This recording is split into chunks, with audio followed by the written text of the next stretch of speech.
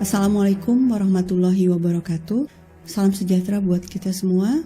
Situasi Palestina-Israel saat ini semakin memanas dan kita terus menerima berita-berita tentang serangan yang dilakukan oleh serdadu Zionis Israel terhadap warga Palestina di Gaza dan tepi barat.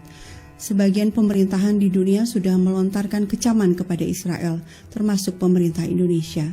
Di tengah berbagai kecaman tersebut, para pendukung Israel, baik orang Indonesia maupun orang di luar negeri dan di-share oleh orang-orang Indonesia, malah muncul dengan narasi pembelaan yang itu-itu lagi, yaitu bahwa polisi Israel atau militer Israel berhak membela diri, bahwa konflik ini berawal dari provokasi dan kekerasan yang dilakukan oleh orang-orang Palestina. Menurut orang-orang itu seolah wajar saja kalau militer Israel atau polisi Israel balik membalas karena itu adalah bentuk pembelaan diri.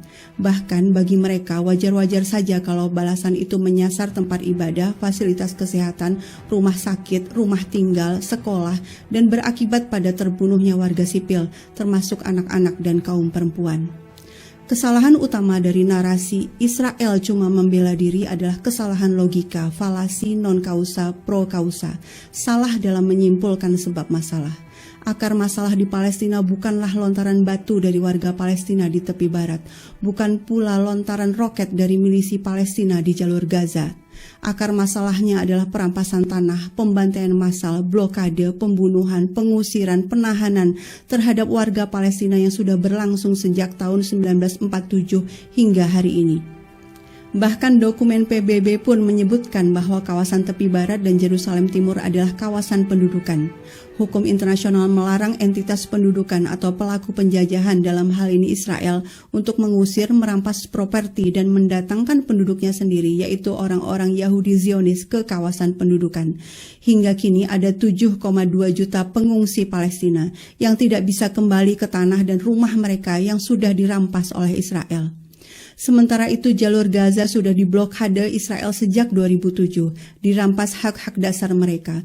Jalur Gaza merupakan penjara terbuka terbesar di dunia. Ada 2 juta orang di dalamnya. Tidak bisa keluar masuk dengan bebas, aktivitas ekonominya dihalangi, mau berlayar mencari ikan saja dihalangi. PBB pernah menyebutkan bahwa Gaza sudah tidak layak huni karena saking rusaknya berbagai infrastruktur di sana, listrik, air layak minum, fasilitas kesehatan sangat minim. Dalam kondisi seperti ini, apa salah kalau mereka melawan dan berusaha meraih kemerdekaan mereka? Kalau kalian bilang melawan penjajahan dan kejahatan Israel itu salah, apa kalian mau bila ada yang bilang perjuangan bangsa Indonesia dulu melawan penjajah adalah salah? Bahwa resolusi jihad dari ulama NU tahun 45 untuk melawan sekutu adalah salah?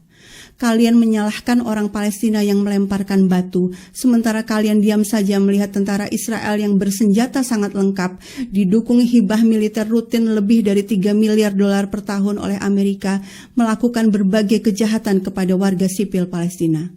Saat bicara soal Palestina, kalian harus bertanya dulu mengapa entitas Zionis mendirikan negara di atas tanah Palestina. Mengapa mereka datang jauh-jauh dari Eropa, Amerika, Afrika, dan lain-lain untuk merampas tanah warga Palestina.